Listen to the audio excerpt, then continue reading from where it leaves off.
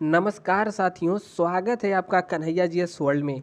दोस्तों, आज के वीडियो में हम लोग ई श्रम क्या है, जो ई श्रम कार्ड इस समय बन रहा है, तो उसे हम लोग समझेंगे। ई श्रम कार्ड क्या है, इसे हम लोग कैसे बनवाएं और सबके लिए यह ज़रूरी क्यों है, ठीक है। और इससे क्या क्या फ़ायदा मिलेगा और यह कहाँ बनेगा, तो इन सब के बारे में हम फुल डिटेल से बात करेंगे और अंत तक आपका बनवा देंगे, ठीक है। तो बने रहिए वीडियो में और समझते हैं हर एक टॉपिक डिटेल से, ठीक है। थोड़ा सर्दी जुकाम हुआ है इसलिए आवाज़ थोड़ी सी आपको चेंज लगेगी, लेकिन कोई बात नहीं। कंटेंट यानी कि पूरा प्रोसेस, इसमें क्या फ़ायदा है, असंगठित मजदूर क्या होते हैं, ठीक है, इन सब के बारे में हम बात करेंगे। बस वीडियो को शुरू से लेकर अंत तक देखिए। आपका एक भी डाउट रह जाए तो कमेंट करिएगा। तो चलिए, पहले क्या क्या हम लोग को जानना है तो उसे जान लेते हैं। देखिए, बहुत सारे लोगों का डाउट है आखिर ई श्रम कार्ड है क्या, तो इसके बारे में हम लोग चर्चा करेंगे। उसके अलावा बात करेंगे कौन कौन बनवा सकता है, क्या सभी लोग, भारत के सभी नागरिक बनवा सकते हैं, इसमें क्या क्या एलिजिबिलिटी है, इसके बारे में जानेंगे। उसके बाद जानेंगे कि इसको बनवाने का क्या फ़ायदा है, क्या सरकार हमको पैसा देगी या फिर सरकार के योजनाओं का लाभ मिलेगा, इससे क्या फ़ायदा है, ठीक है, इसके बारे में जानेंगे। और यह बनेगा कहाँ, ठीक है, बनवाना तो है लेकिन इसे बनवाएं कहाँ, क्या साइबर कैफ़े वाले पे जाएँ या फिर घर बैठे बनाएं, तो इसे बनाएं कैसे, इसके बारे में जानेंगे। और कितना रुपया मिलेगा इसको बनवाने से, और असंगठित क्षेत्र क्या है। तो इतने टॉपिक के ऊपर हम लोग फुल डिटेल से बात करेंगे। बस वीडियो को देखते रहिए शुरू से अंत तक। देखिए, पहली बात तो जान लीजिए, जो यह ई श्रम है, ई श्रम कोई नया योजना नहीं है, हालांकि नई है। 26 अगस्त 2021 को यह योजना लॉन्च की गई थी, लेकिन इस समय कुछ ज़्यादा ही चर्चा में है, क्योंकि कई राज्य सरकार इस पर पैसा दे रहे हैं, और क्यों दे रहे हैं इसके बारे में भी हम लोग मतलब डिटेल में जानेंगे। तो देखिए, पहले हम लोग समझते हैं ई श्रम क्या है, सरकार की ई श्रम योजना क्या है। तो देखिए, यह तो एक केंद्र सरकार की योजना है, यानी कि सेंट्रल गवर्नमेंट की योजना है। जिस प्रकार से हमारा आधार कार्ड है, ठीक है, पैन कार्ड होता है, तो उसी प्रकार से ये जो ई श्रम कार्ड है, इसका अलग ही वैल्यू है। इसका अंक जो है, देखिए यहाँ 12 अंकों का अंक होता है। और जैसे हमारा आधार कार्ड बनता है, पैन कार्ड बनता है, वैसे ही एक कार्ड हमको बना करके दे दिया जाएगा।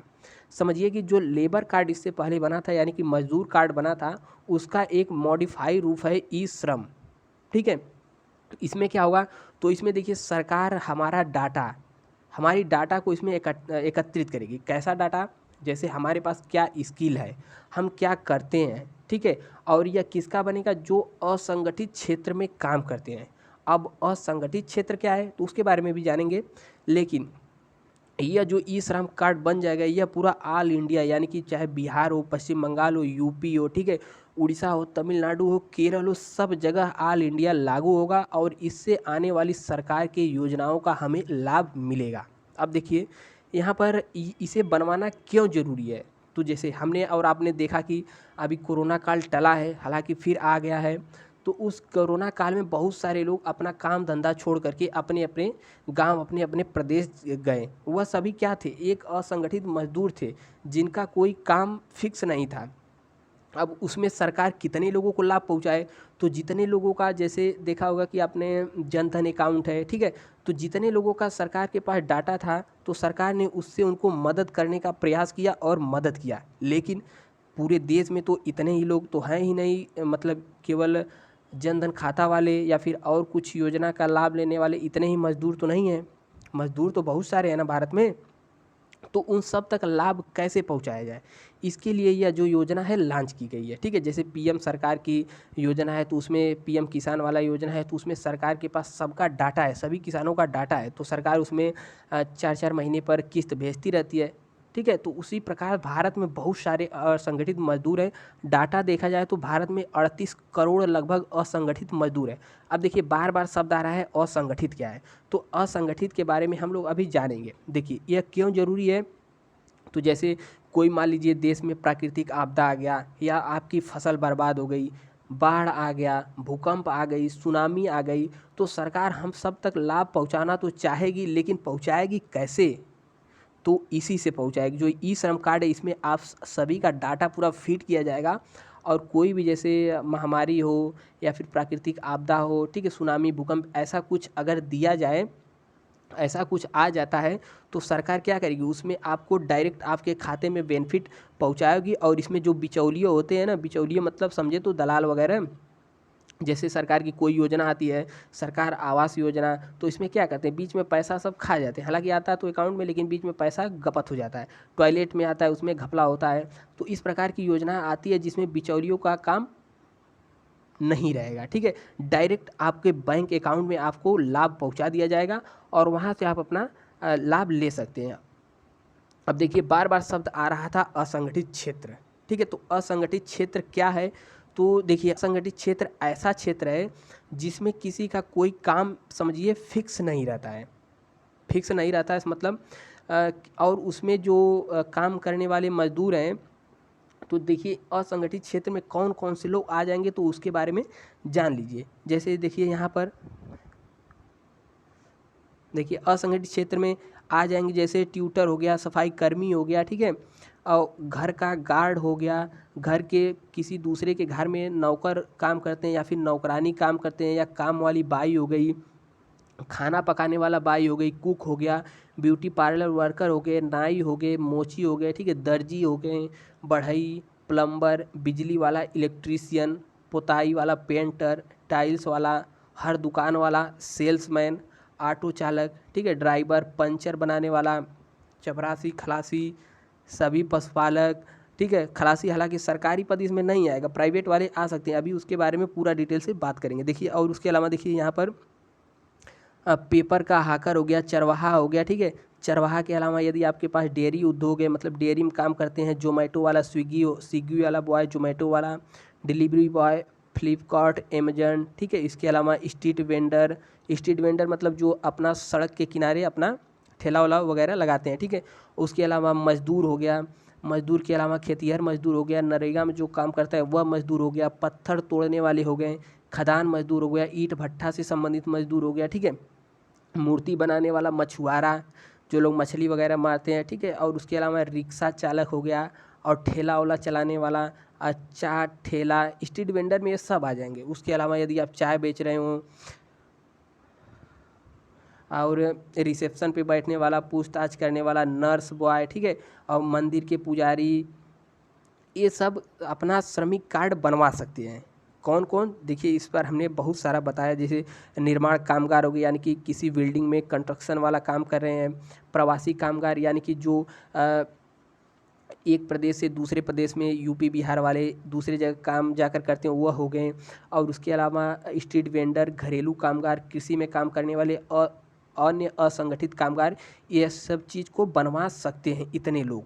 अब देखिए, इतने लोग तो बनवा सकते हैं, और इसमें एलिजिबिलिटी क्या है, यानी कि कौन कौन बनवा सकता है, तो इसके लिए देखिए यहाँ पर जिसकी आयु 16 से 59 यानी कि लगभग 16 से 59 या 60 के बीच में हो, वह अपना बनवा सकते हैं। और कौन नहीं बनवा सकता, जैसे ईपीएफओ हो गया, ईएसआईसी हो गया, ईएनपीएस द्वारा सरकारी वित्त पोषित सदस्य न हो। इसका मतलब आप इनकम टैक्स पे करते हो, ऐसे सदस्य नहीं होने चाहिए।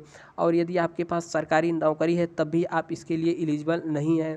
और कोई भी कामगार जो असंगठित क्षेत्र में एक गृह आधारित कामगार, स्वनियोजन कामगार या मजदूरी पाने वाला कामगार है, जिसमें असंगठित क्षेत्र का ऐसा कारीगर भी शामिल है जो ईएसआई या ईपीएफओ का सदस्य नहीं है, और या जो सरकारी कर्मचारी नहीं है, असंगठित कामगार कहलाते हैं। असंगठित की परिभाषा हमने फुल डिटेल से इधर बताई है, आप लोग इससे समझ सकते हैं। अब बात आ गई कि इसमें फ़ायदा क्या होगा और यह कहाँ बनेगा। तो देखिए, यहाँ पर हम लोग समझते हैं। देखिए, इसके लिए तो हमने बता दिया एलिजिबिलिटी, देखिए यहाँ पर ये सब लिखा है और हमने आपको बता भी दिया। और इससे क्या लाभ होगा, इससे क्या फ़ायदा होगा, तो फ़ायदा तो बहुत सारा होगा, नुकसान कुछ भी नहीं है। तो देखिए, यह ज़रूरतमंदों के लिए योजना है, और आपको अपनी स्किल के हिसाब से इस योजना में जब फॉर्म भराएगा तो उसमें ऑप्शन दिया रहेगा कि आपके पास कोई स्किल है। मान लीजिए आप इलेक्ट्रीशियन हैं तो उसमें इलेक्ट्रीशियन फिट कर दीजिए, मैकेनिकल से संबंधित काम करते हैं तो उसमें वो भर दीजिए। तो आपको आने वाले समय में उसी के हिसाब से सरकार काम देगी, ठीक है। या फिर आप दूसरे स्टेट में जाते हैं, अगर वह आपके पास उसका जो यह कार्ड है, ई श्रम कार्ड है, तो आपको दूसरे राज्य में जब आप काम करने जाते हैं तो वहाँ का मालिक देखेगा कि आपके पास ई श्रम कार्ड है, आपके पास कितने साल का अनुभव है, आपके ई श्रम कार्ड के अनुसार आप कौन से कार्य में ज़्यादा बढ़िया से कर सकते हैं, ठीक है। तो उस हिसाब से आपको सैलरी वगैरह मतलब वह दे सकता है। अब देखिए इसमें क्या क्या और फ़ायदे होंगे, तो फ़ायदे के अलावा देखिए यह पूरे भारत में स्वीकार होगा, यानी कि ऑल इंडिया परमिट है। इसे इसमें सभी को सभी बनवा सकते हैं।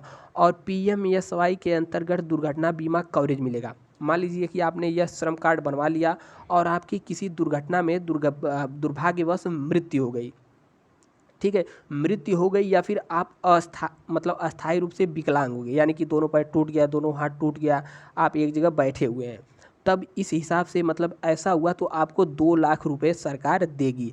और आंशिक रूप से विकलांग हुए, यानी कि लगभग एक आध हाथ तो टूट गया, अंधे अंधे हो गए, ऐसे विकलांग हुए तो आपको 1 लाख रुपए की राशि सरकार द्वारा दी जाएगी। इसके अलावा विभिन्न प्रकार के सामाजिक सुरक्षा लोगों का वितरण इस श्रम के अनुसार किया जाएगा। वही हमने बताया ना, आपके स्किल्स के हिसाब से आपको इसमें जॉब भी मिल, उसमें वैसा ऑप्शन अगर मतलब देगा, आप भर देंगे तो आपके स्किल के हिसाब से जॉब मिलेगी, ठीक है। और उसके अलावा देखिए,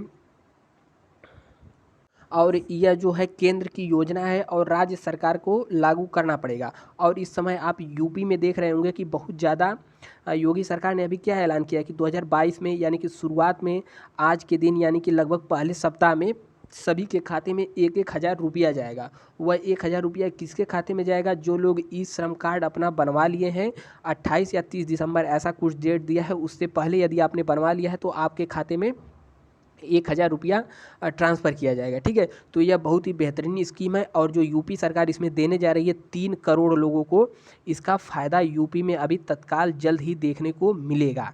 तो इसलिए इसको बनवाने की होड़ लग चुकी है और आप भी यदि इस एलिजिबिलिटी, इस क्राइटेरिया में हैं तो ज़रूर बनवाएं, ठीक है। और इसके अलावा देखिए, अब सवाल है कि यह कहाँ बनेगा और इसमें क्या क्या डॉक्यूमेंट्स लगेंगे, तो उसके बारे में भी हम लोग देख लेते हैं। देखिए यहाँ पर 2 लाख का बीमा कवरेज हमने बता दिया और 1 लाख रुपये का आंशिक यदि आप दुर्घटनाग्रस्त हो गए तब मिलेगा। और इसमें ज़रूरी दस्तावेज यानी कि क्या क्या लगेगा इसमें, तो देखिए इसमें 3 चीज़ लगेगा।